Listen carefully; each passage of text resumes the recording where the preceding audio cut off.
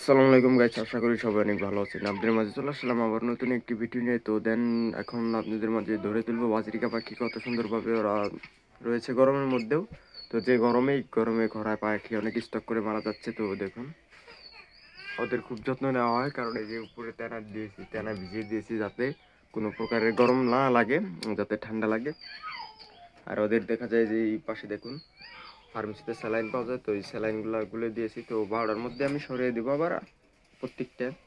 এর মধ্যে স্যালাইন দিয়ে দিচ্ছি যাতে পাখির কোনো অসুবিধা না হয়, পাখি যাতে সুস্থ থাকে। তো দেখুন আপনারা এইভাবে পাখির যত্ন নিতে পারবেন। তো চাইলে সবসময় প্রত্যেকদিন স্যালাইন দিতে পারেন। যে এই খরায় পাখি অনেক মারা যায় দেখুন, কারণ আমি সবসময় পাখির যত্ন বেশি নিই, কারণ পাখির প্রতি অনেক ভালোবাসা আমার। তো দেখুন, তো পাখির কিভাবে কি যত্ন নিতে হয় ব্রিথিং সব ধরে তোলা হয়েছে একটি ভিডিও, তো আপনারা গিয়ে দেখতে পারেন যে